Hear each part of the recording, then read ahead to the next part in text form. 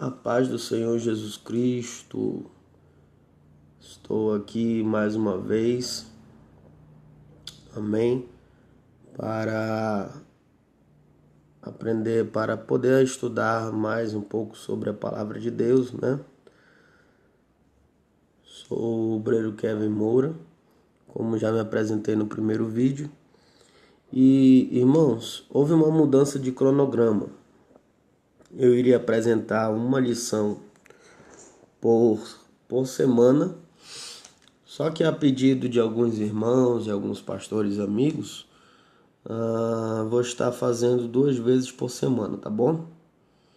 2 vezes por semana estaremos estudando e analisando as Sagradas Escrituras, com auxílio do estudo em busca da verdade, certo? Nós já demos uma introdução na primeira lição, e nós vamos dar continuidade. Na última aula falamos sobre a vista geral do Antigo Testamento.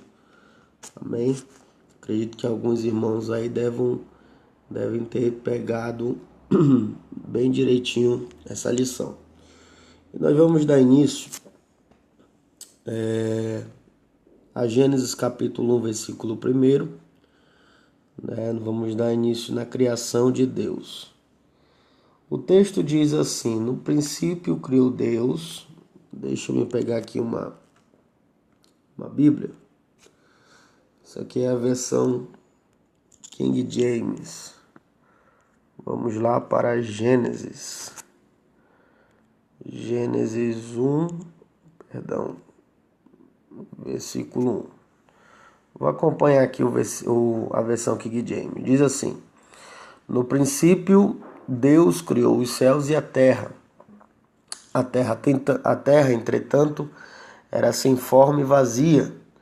A escuridão cobria o mar que envolvia toda a terra, e o Espírito de Deus se movia sobre a face das águas. Amém? E Deus vai dar continuidade. O capítulo 1 de Gênesis é como se fosse um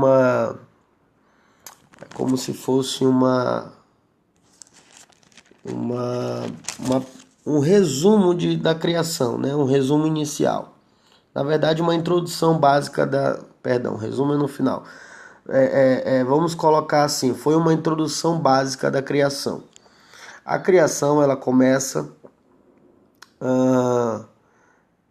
realmente, ela se dá início a partir do capítulo 2, né? Ali o homem já foi criado, e a criação do homem, na verdade, né? Estou me referindo à criação do homem. A criação do homem, ela dá início mesmo no capítulo 2, mas na criação das coisas, da terra, de tudo que existe, foi ainda no capítulo 1. O capítulo 1 ele dá basicamente uma introdução sobre a criação do homem, certo? Porém, essa criação do homem, ela só vai se concretizar no capítulo 2, tá bom? Só para esclarecer. Dando continuidade ao versículo 3, disse Deus: haja luz, e houve luz. E viu Deus que a luz era boa, e separou a luz das trevas. E chamou Deus a luz dia, e as trevas chamou noite. Houve então a tarde e a manhã, o primeiro dia. Depois disse Deus: haja entre as águas o limite para separá-las em 2 partes. Fez, portanto, Deus o firmamento e separou as águas estabelecidas abaixo desse limite, das que ficaram por cima. E assim aconteceu. E Deus ao firmamento deu o nome de céu. A tarde passou e raiou a manhã. Esse foi o segundo dia. Então disse Deus: que as águas que estão sobre o céu se reúnam num só lugar, a fim de que apareça a parte seca. E assim aconteceu.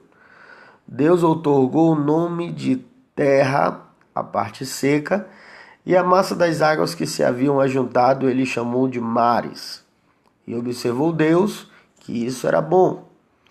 E determinou que a terra seja E determinou que a terra seja coberta com todo tipo de vegetação, plantas que deem semente e árvores cujos frutos produzam sementes conforme suas próprias espécies. E assim aconteceu. E assim a terra fez brotar toda a vegetação, ervas que dão sementes segundo sua espécie, e árvores que produzem frutos cujas sementes estavam neles, de acordo com suas espécies, e observou Deus que isso era bom. Passaram-se a tarde e a manhã, esse foi o terceiro dia.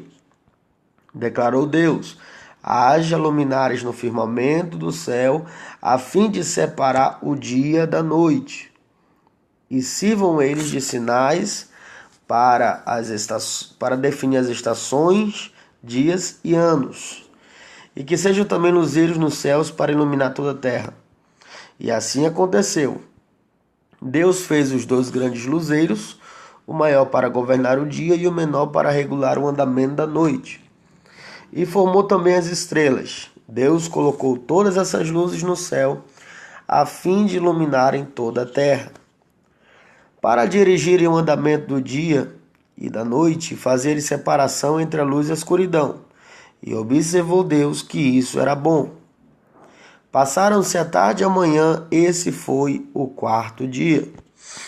Disse também Deus: fervilhem as águas um fervilhar de seres vivos, e que as aves voem acima da terra sobre o firmamento do céu.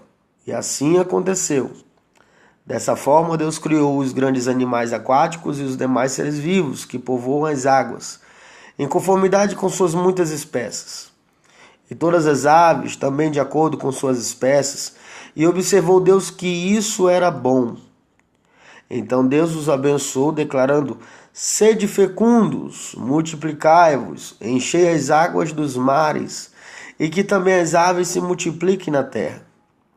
Passaram-se a tarde e a manhã, perdão. Esse foi o quinto dia. E disse Deus: que a terra produza seres vivos segundo suas espécies, rebanhos domésticos, animais selvagens e todos os demais seres viventes da terra, cada um de acordo com sua espécie. E assim aconteceu. Deus fez, portanto, todas as feras selvagens segundo suas espécies, os rebanhos domésticos conforme suas espécies, répteis e todos os demais seres vivos, cada qual de acordo com sua espécie. E observou Deus que isso era bom. Então Deus determinou: façamos o ser humano à nossa imagem, de acordo com a nossa semelhança. Domine ele sobre os peixes do mar, sobre as aves do céu, sobre os grandes animais e todas as feras da terra, e sobre todos os pequenos seres viventes que se movem rente ao chão. Deus, portanto, criou os seres humanos à sua imagem. A imagem de Deus os criou, macho e fêmea os criou. Deus os abençoou e lhes ordenou: sede férteis e multiplicai-vos, povoai e sujeitai toda a terra, dominai sobre os peixes do mar, sobre as aves do céu e sobre todo o animal que rasteja sobre a terra. E acrescentou Deus: eis que vos dou todas as plantas que nascem por toda a terra e produzem sementes, e todas as árvores que dão frutos com sementes, esse será o vosso alimento. Também dou a todos os animais da terra e todas as aves do céu, a todos os répteis da terra e a todas as criaturas em que há fôlego de vida, todos os vegetais existentes, como mantimento e sustento. E assim aconteceu. Então contemplou toda a sua criação, eis que tudo era muito bom. Houve assim a tarde e a manhã. Esse foi o sexto dia. Amém? Então nós fizemos aqui uma leitura de toda a programação da criação, certo? Voltando aqui ao nosso... Para nós, quando nós olhamos a criação de Deus, né, é algo muito poderoso, é algo muito misterioso.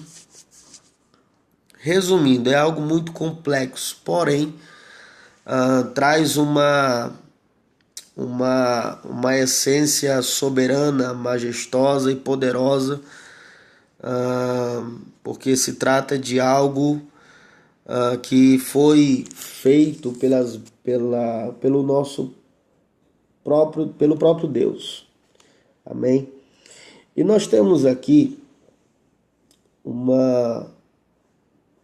na criação existem muitos conceitos, existem inúmeros conceitos, certo?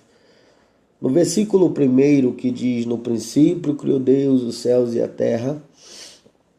E o versículo 2 diz que a terra era sem forma e vazia, e havia trevas sobre a face do abismo, e o Espírito de Deus se movia sobre a face das águas. Bom, para nós compreendermos sobre a criação, primeiro que a Bíblia, a palavra de Deus, nós temos, para acreditarmos em toda a palavra que aqui é dita, né, nós acreditamos apenas conforme a nossa fé, certo? A Bíblia ela é um livro de fé. Então, para mim, eu acredito, eu creio, eu particularmente acredito, creio que tudo que existe hoje foi criado por um ser superior, o Deus eterno, né? Um Deus grande, poderoso, majestoso. Então, existem alguns conceitos, né? Nós temos, quando nós estudamos sobre alguns conceitos de fé, de crença, né? Muitas das vezes nós vamos nos deparar com algumas situações um pouco complicadas. Por quê? Porque existem pessoas que não acreditam, que não creem na Bíblia como um livro, de fé.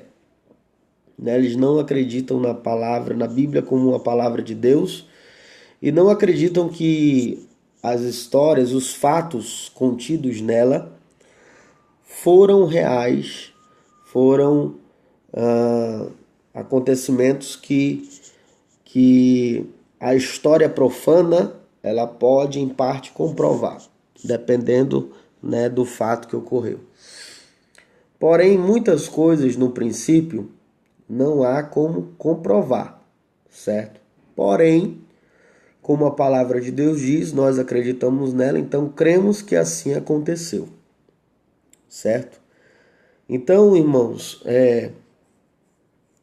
muitas pessoas que não acreditam na palavra de Deus, não acreditam na existência de um Deus todo-poderoso, né? Que nós conhecemos como os famosos ateus, eles sempre lançam, sempre jogam, né? Eles sempre trabalham a área filosófica, né? E eu sempre penso a seguinte questão, que até um ateu, ele é crente, certo? Por que isso diz isso, irmão? Porque o ateu, ele querendo ou não, ele crê em algo, certo? Nós somos crentes em Deus. O ateu, por mais que ele não crê em Deus, mas ele é crente em alguma coisa, mas ele é crente. Ele acredita. Crente é o quê? A pessoa que acredita em algo, né? O ateu também tem a fé. A fé, ela trabalha junto com a crença. Então, em alguma coisa, essa pessoa ela vai ter, né, como base a sua fé ou a sua crença. Seja ela algo fútil, seja ela algo teórico, algo filosófico, ou seja ela a sua base, a Escritura Sagrada, que é a palavra de Deus. Independente do que ela se baseia, ela vai ter uma crença, ela vai ter uma fé. Existe até uma piada judaica, uma piada do povo judeu, que o povo judeu ele é muito conhecido pelas suas histórias, pelos seus enigmas, pelas suas piadas, né? E existe uma piada do povo judeu que diz assim, referente ao ateísmo, tá? Referente a essa turma aí que diz que não acredita em nada, mas acredita sim em alguma coisa. Ela diz mesmo assim, ó, essa piada. A crença de que não havia nada e nada aconteceu ao nada, e então o nada magicamente explodiu sem razão alguma, criando tudo.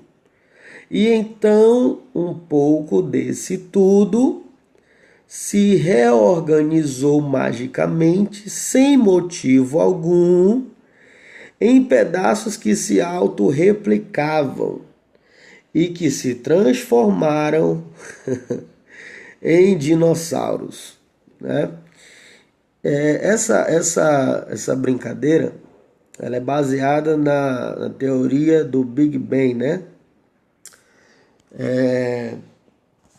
Que antes da teoria do Big Bang ainda surgiu uma outra teoria que eu não sabia nem que existia, mas existe, é a teoria do Big Bang. Essa teoria do Big Bang, deixa eu tentar explicar da melhor forma. Vou citar um exemplo. Por exemplo, nós temos o milho, né? O milho antes, quando você pega, tira o milho, né? Planta o milho daqui a pouco tá virando uma espiga de milho. Depois a espiga de milho você tira o milho e faz a pipoca. Mas antes dela virar pipoca, ela fica naquele sistema, naquele cronograma. Qual? Antes de ser espiga de milho, ela se torna um milho. Planta o milho, depois cresce ali, né? E logo depois aquela árvore dá o seu fruto, que é a espiga de milho. E a espiga de milho, você tira o milho para comer ou então para plantar de novo. E fica naquele ciclo, né? Do milho, espiga de milho, da espiga de milho se torna a semente, né, foi tirada do milho, que foi tirada da espiga do milho, que foi, e assim sucessivamente. Isso vai acontecer em um ciclo constante, até surgir a explosão do Big Bang, ok? Isso é uma outra teoria, certo? E essa é a teoria que nós mais conhecemos, que foi através de uma explosão, né? Uma explosão cósmica, e ocorreu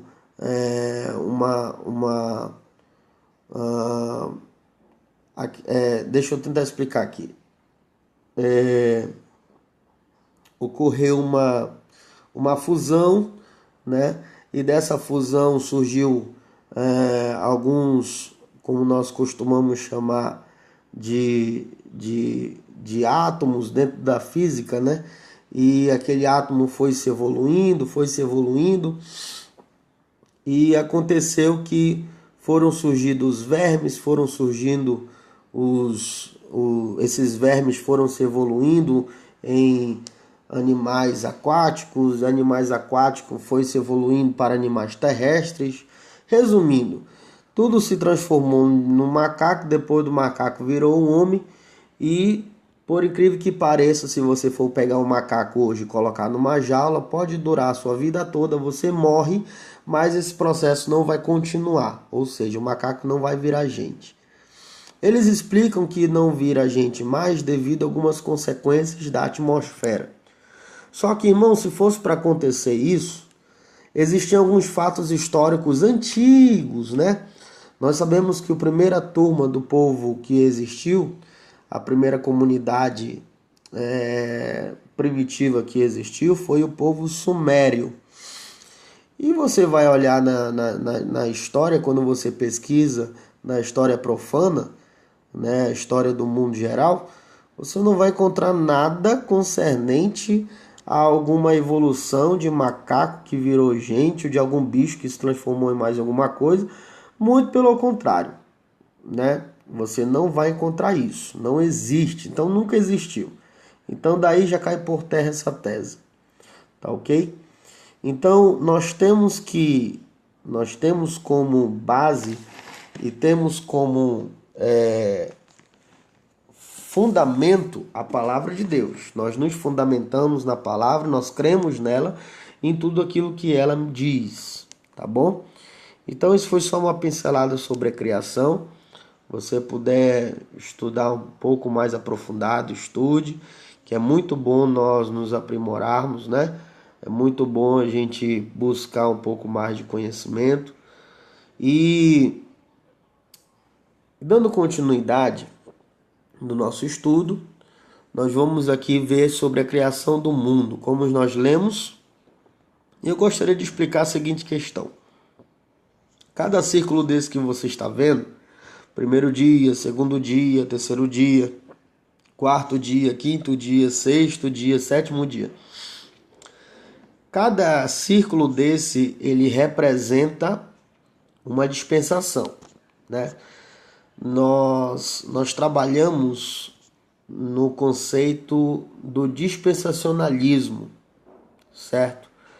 Nós buscamos, nós somos fundamentados na palavra de Deus, né? E nós acreditamos que nessas dispensações, em cada época, houve um julgamento e uma promessa de Deus. Todas elas.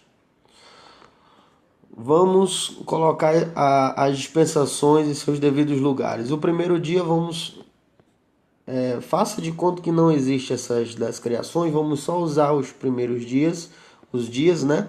Para identificar cada dispensação. O primeiro dia, a primeira dispensação que é chamada inocência. O segundo dia é a segunda dispensação chamada consciência. O terceiro dia é a terceira dispensação chamada governo humano. O quarto dia é a quarta dispensação chamada promessa. O quinto dia é a quinta dispensação chamada lei. E o sexto dia, né, é a sexta dispensação chamada graça. É por isso que esse círculo aí está sendo bem grande no sexto dia, que é a graça, porque a graça ela teve o seu início, o seu dia inicial, né? A lei ela termina na crucificação de Cristo e ali em diante já começa a sexta dispensação, que é a graça, que é inaugurada no dia de Pentecostes, certo? Lá em Atos 2. E o seu fim será o arrebatamento. Por que ela é tão extensiva? Por que ela é grande? Porque não se sabe, né, a sua data, o seu fim, o seu dia que irá acontecer. Só se sabe que vai acontecer o fim da graça quando acontecer o arrebatamento da igreja, né? Mas é por isso que ela tem sido tão grande, ela tem sido grande, porque a graça já diz, já é favor imerecido, né? Esse favor está sendo alcançado a muitos corações, está alcançando muitos corações e ainda tem muitas pessoas que necessitam ser salvas. Então, por isso que é a dispensação, vamos dizer assim, que ela é bem focada em questão de salvar a humanidade, em salvação à humanidade. Deus está dando ainda uma chance nessa dispensação. Deus ainda está dando uma oportunidade para todos, né? Então, não vamos perder essa oportunidade. E a sétima e última, que é o sétimo dia, sétima dispensação, é a dispensação milenar, né? É o milênio, ok? Aí vai finalizar.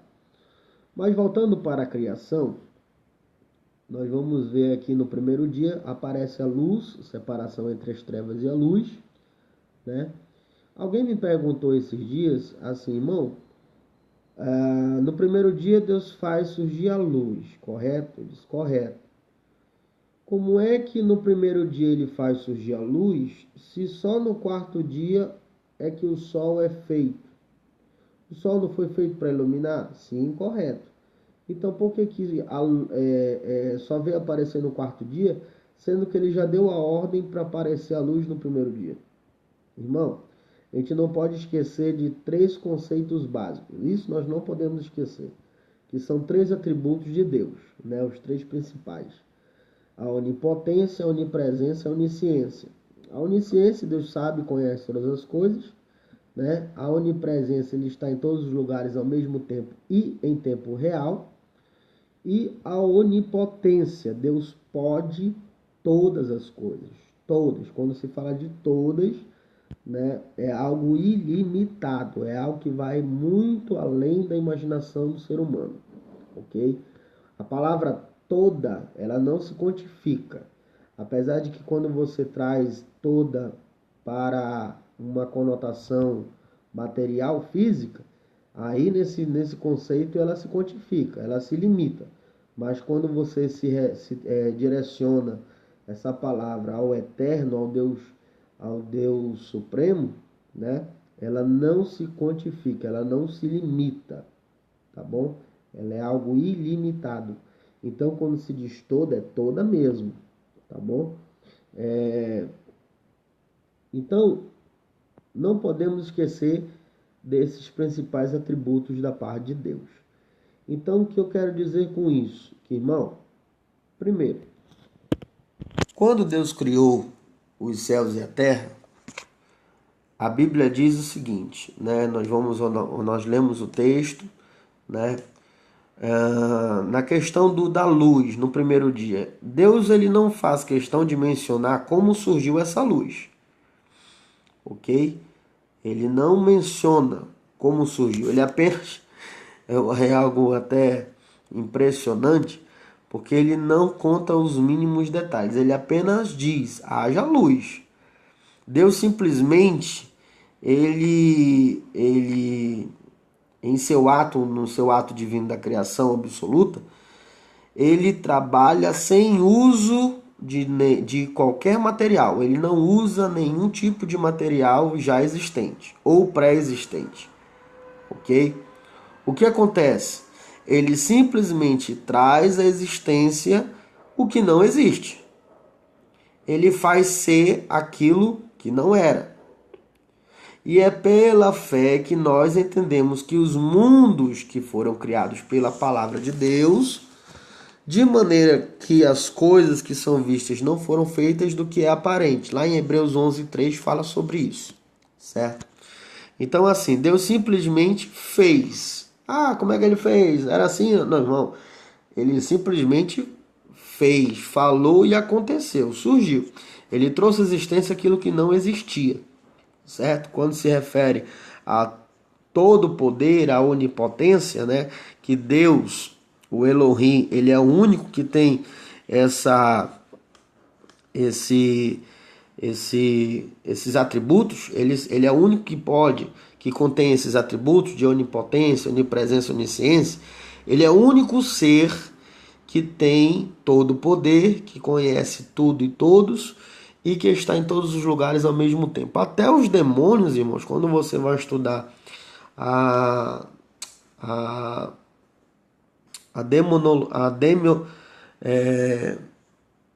o estudo, a doutrina dos demônios, né, a demonologia, se não me foge da memória, é mais ou menos esse nomezinho. Quando você vai olhar a demonologia, você vai ver que a demoniologia, me lembrei, demoniologia. Quando você vai estudar esse conceito, você vai ver que até os demônios, que até o diabo, né, para ele ir para um lugar, ele tem que se retirar do lugar que ele está. O diabo não é onipresente, não é onipotente e muito menos onisciente, certo? Ele tem força e tem o poder. Ele tem força e poder, mas todo o poder só quem tem é Deus, o Supremo, o Criador, ok?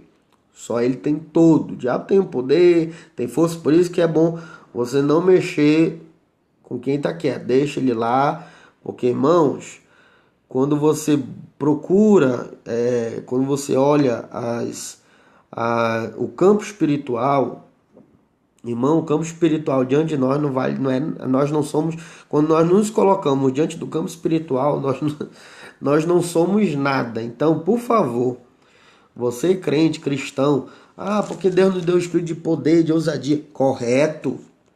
Mas no momento quando o inimigo ele vem contra nós, para a gente, Deus não chamou ninguém frouxo não, realmente, Deus não chamou ninguém frouxo.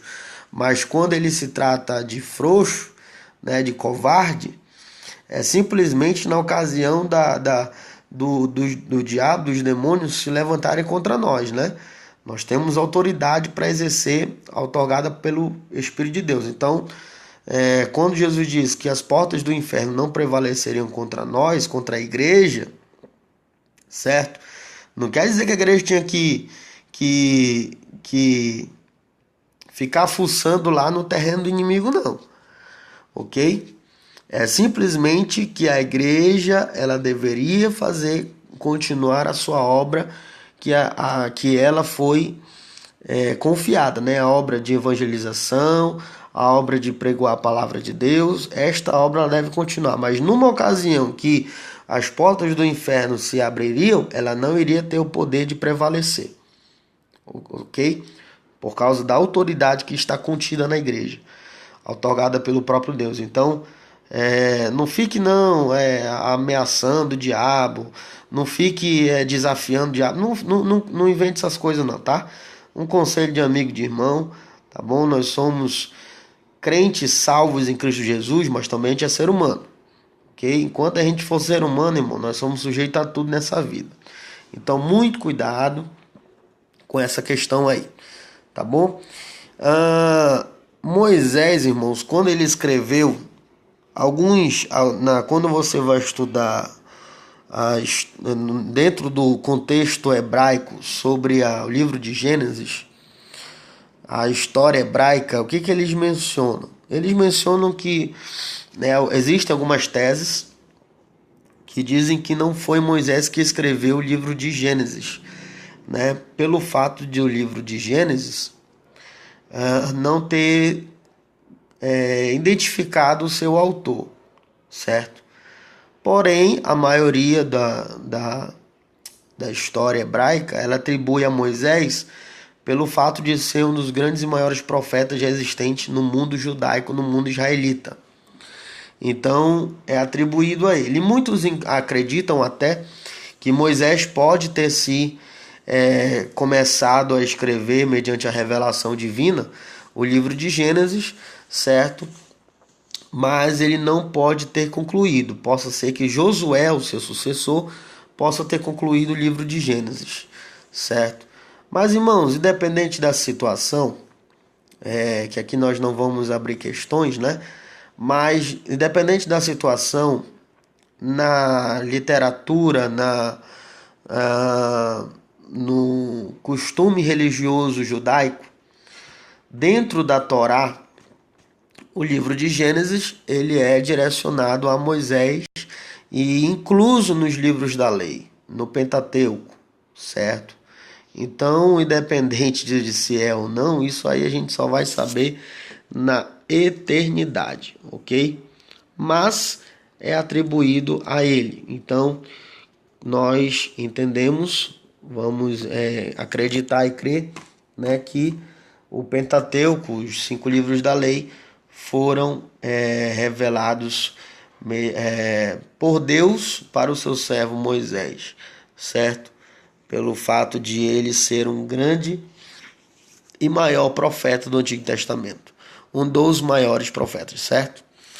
Então Moisés, veja só, Moisés ele foi educado para ser faraó e foi instruído em todo o conhecimento, em toda a ciência egípcia, certo? Moisés ele estudou sobre a teoria da evolução na sua época, né? A teoria da evolução ela começou a surgir através do povo sumério. E o povo egípcio pegou essa teoria e deu uma continuação. A teoria da evolução, já no rito egípcio, ela menciona que o homem, Ah, a terra ela saiu da casca de um ovo. Imagina só a situação. Em contrapartida, o homem veio lá do macaco, né? Tudo surgiu através de uma explosão. Aconteceu que aqui na teoria dos egípcios, né, a terra surgiu da casca de um ovo. Por incrível que pareça, deveria ter uma galinha bem gigante para ter chocado esse ovo, bem enorme, né? E sabe Deus por onde anda essa galinha? Tá perdida por aí. Pois bem, esse foi o conceito dos egípcios. E Moisés estudou sobre isso, ele sabia, ele era conhecedor dessa teoria. Porém, quando ele vai escrever o livro de Gênesis, em nenhum momento você vai ver ele mencionando, né, sobre a existência do homem ou da terra, que surgiu, que teve a origem, né, de uma casca de um ovo, de uma explosão ou de etc. Para você entender e ver o grau da revelação, a profundidade dessa revelação divina, né? Que com certeza nós atribuímos a Moisés pelos seguintes fatos, né? Pelo fato da sua inspiração, a inspiração do livro, pelo tempo, mais ou menos existe uma estatística de quando ele foi escrito, né? E, uh, essa revelação divina e inspiradora da parte de Deus. Então, por esses fatos, nós podemos ter a ideia de que, né, foi somente um homem muito usado pelas mãos de Deus e muito próximo do Eterno para receber essas revelações. E nós sabemos que o profeta Moisés, que ele é assim mencionado no costume judeu, pelo mundo judeu, um grande profeta e sacerdote, ele é atribuído por essas seguintes questões, né? Pelo fato de nós conhecermos alguns fatos históricos mediante a sua vida ministerial, né? Teve face a face com Deus no monte, né? E vários outros eventos que nós vimos, podemos contemplar de ações mesmo sobrenaturais através do seu servo Moisés, de Deus, né, através do seu servo Moisés. Então é algo muito poderoso. Então Moisés é um homem muito, muito, muito considerado por ser o autor desses livros pelo fato de sua vida ministerial, né, da sua vocação, do seu chamado ministerial, ok? Então veja só, os egípcios no princípio eles pensavam que o homem tinha surgido ou brotado de pequenos vermes brancos encontrados no lodo e no barro, depois da enchente anual do Nilo. Nilo era um deus Nilo, né? Na verdade esse Nilo era formado por o rio Nilo era formado por dois rios, que é o Alto Nilo e o Baixo Nilo. E era considerado os dois deuses na época. E pelo fato deles serem divididos em dois, né, até chegar às terras do Egito, que se tornou em um, né, vinham de dois braços e logo em seguida se tornava em um ali na redondeza do Egito. Aí o que acontecia? Acontecia que por onde esse rio, pela redondeza ali do rio, pelo fato de ser uma redondeza próspera, né, abençoada e bem sucedida ali naquela área, os egípcios entenderam, né, tiveram a brilhante ideia de pensar que dentro desse rio havia um Deus, né, que dava vida, que dava o sustento para tudo aquilo que estava ao seu redor. Então, eles idolatravam por esse fato. Tudo que fugia do normal, que fugia do natural, para os egípcios era considerado um Deus, por incrível que pareça.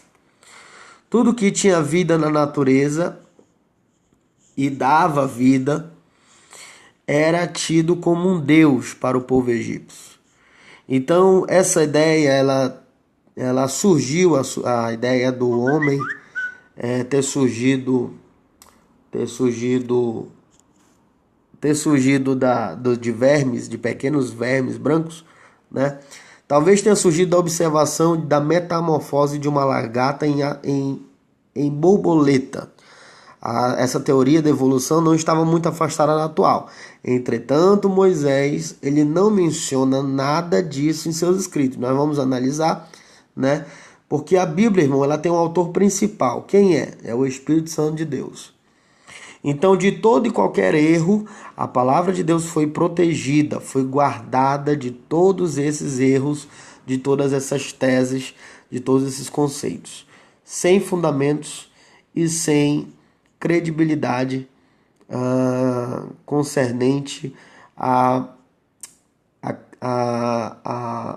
ao eterno Deus, ok? Então aí nós demos uma pincelada concernente à criação, tá bom? Nós vimos ali a separação entre as águas debaixo do firmamento e as águas. Essa separação, irmãos, ele fala sobre as águas, mares, rios, lagos, né? E os céus também, que é o firmamento, os céus foram feitos de água, né? Então, no terceiro dia, ali, a separação entre a terra e o mar, certo? Ali Deus já vai colocando cada coisa no seu devido lugar. Por incrível que pareça, na criação, os 3 primeiros dias, Deus começa a organizar, né? Porque Deus é um Deus organizado, irmão. Deus não coloca e nem faz nada avulso, aleatório, né? Deu, vamos dizer assim, um exemplo aqui, vamos trazer para um homem. O fulano ali deu uma doida nele, ele fez isso, fez aquilo. Não, Deus não é assim. Deus trabalha com as coisas muito bem organizadas, tudo em seu devido lugar. Então, primeiro, Deus organiza, ilumina, porque Deus é Deus de luz. Apesar de que quando você estuda o Antigo Testamento, você vai observar também, por incrível que pareça, que Deus habita nas trevas, né? Que é isso, irmão? Isso é heresia. Não. Quando você vai estudar o tabernáculo, você vai ver que ali no Santo dos Santos, né, o lugar santíssimo, vamos só fazer uma breve pincelada. No tabernáculo nós temos o átrio, o lugar santo e o Santo dos Santos. O átrio ele não tinha cobertura, então ele era iluminado pela luz solar. O lugar santo ele era coberto, porém tinha uma iluminação. Qual era? O candelabro, né? E não podia tinha que estar aceso constantemente. E o Santo dos Santos era apenas uma única peça, que era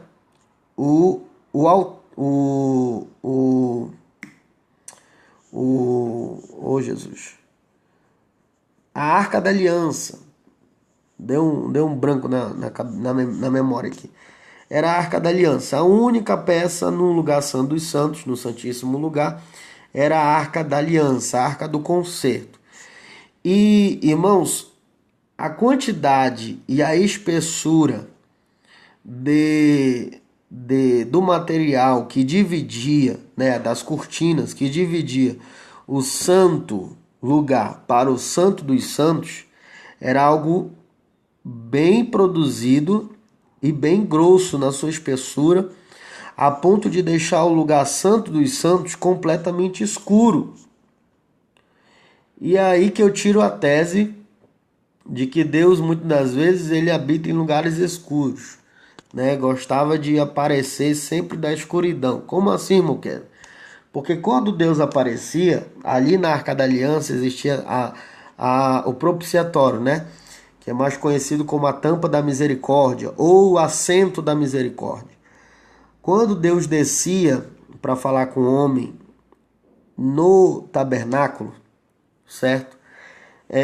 Primeiro que na escuridão a glória de Deus descia, e lá no Santo dos Santos Deus se assentava em cima, por isso que era chamado assento da misericórdia, em cima da Arca da Aliança, porque era naquele lugar que Deus se assentava, era naquele lugar que Deus pousava, nesse propiciatório chamado assento da misericórdia, ok?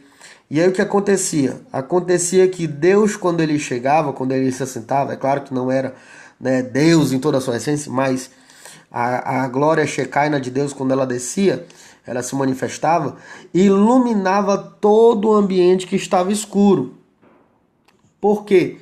Porque lá em Isaías ele vai trazer a palavra profética dizendo que Deus não dá a sua glória a ninguém, ok? Deus não divide a sua glória com ninguém, em outras traduções. Então o que acontece? A única luz que deveria prevalecer e reinar ali naquele ambiente era a luz da glória shekinah de Deus. Se viesse e surgisse outra luz que por Deus não foi autorizado, então ali Deus não desceria, Deus não se manifestaria. Então, como na organização e na construção do tabernáculo, Deus determinou que não colocaria luz nenhuma no Santo dos Santos, certo? Então ali acontecia o quê? Ali o próprio Deus, quando ele descia, ele iluminava todo o ambiente. No entanto, que o sacerdote quando entrava, quando ele sentia essa glória, quando ele sentia essa presença, ele não se contia, ele caía prostrado diante a magnitude e ao poderio de Deus. Então aí ele caía por terra, né? Ele não aguentava, não suportava. Assim como aconteceu com João, o apóstolo João, ao ver Cristo Jesus em sua glória, né? Em seu grande poder, em sua essência, ele não suportou e João fala, caí como morto. E ali foi que Deus teve que levantar ele, segurar. Um anjo veio, pegou ele pela mão e o levantou, né? E foi isso que aconteceu. Então, assim, Deus, ele começa iluminando a situação, ele ilumina o caminho, né? E por incrível que pareça, quando eu mencionei sobre Deus habitar na escuridão, irmão, não vai me interpretar mal, pelo amor de Deus, tá bom? Eu me lembrei agora, porque eu fui falar uma vez isso para um irmão, não, porque Deus, que isso, irmão, é treva, é luz é luz. Eu digo, não, irmão, não me interprete mal. O que eu quis dizer foi a seguinte questão, que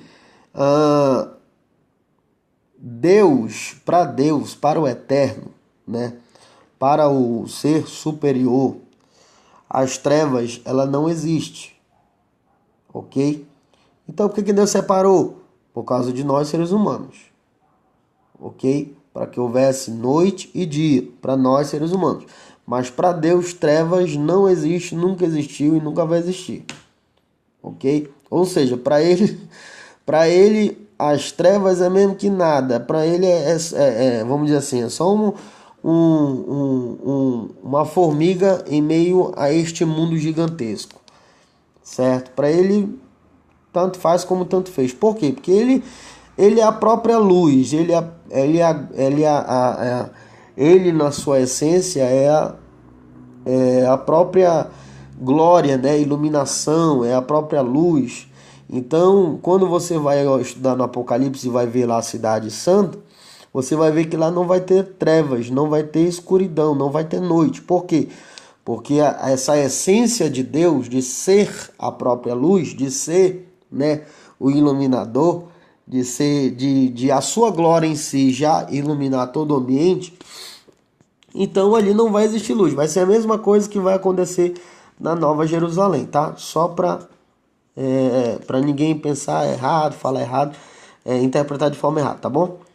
E nos 3 últimos dias, no quarto, quinto e o sexto dia, ali Deus começa, ainda continua colocando as coisas nos seus devidos lugares, e ali Deus começa a povoar a terra, a colocar na terra, né, os animais, os gados, né, as aves e o primeiro homem Adão.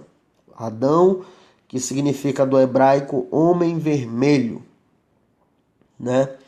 Então, e no 7º dia, Deus descansou de tudo o que fez. Irmão, esse 7º dia é bom dar uma pincelada.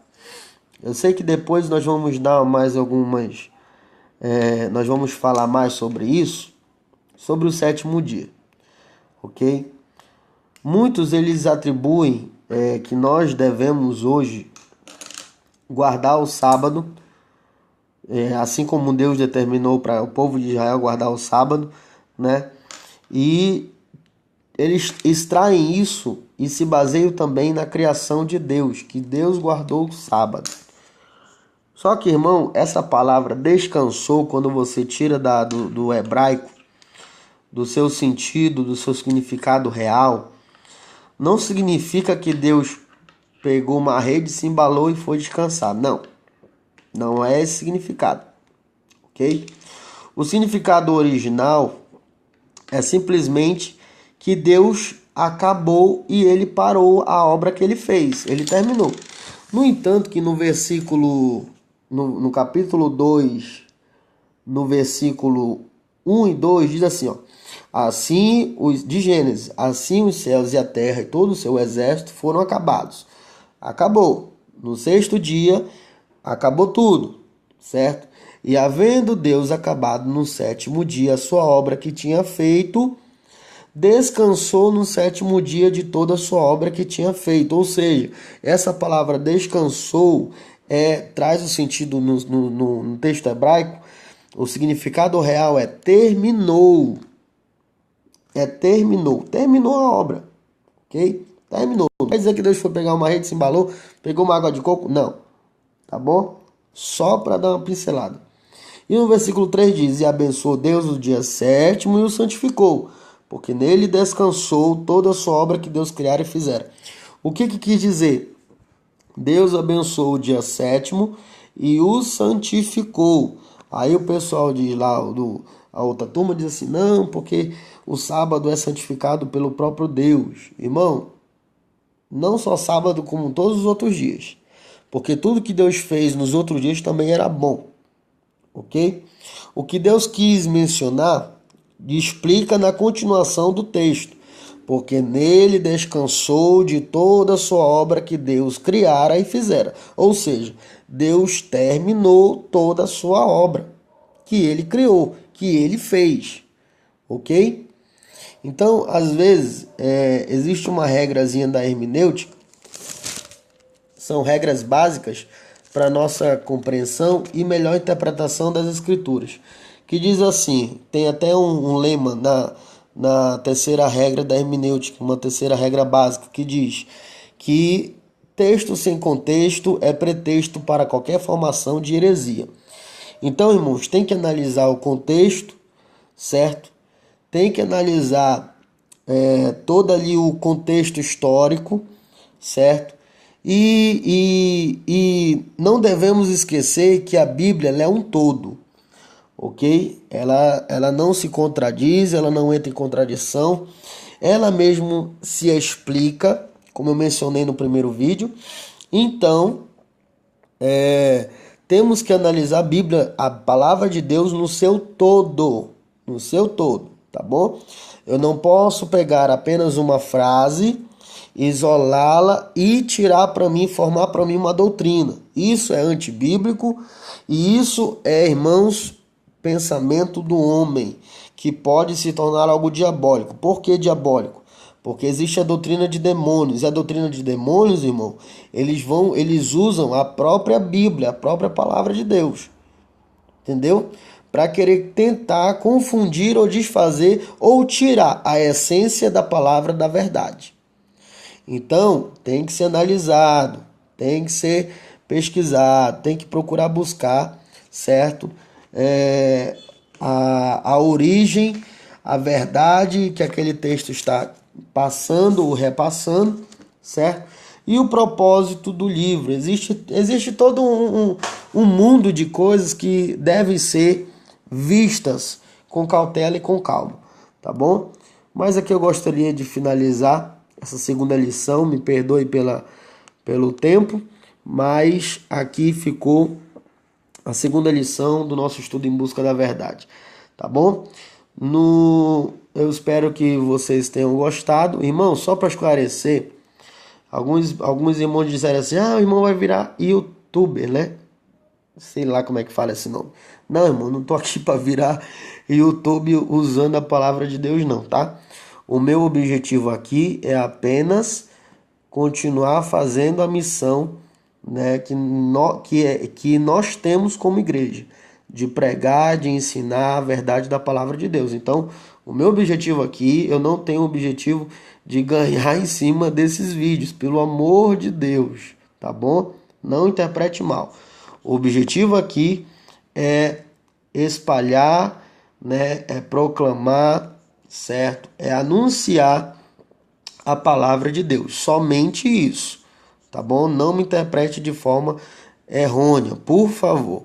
Eu tenho um canal no YouTube, então eu decidi, Deus colocou no meu coração o desejo de compartilhar a palavra dele, né, através desse estudo em busca da verdade com todos que desejam aprender mais de Deus, tá bom?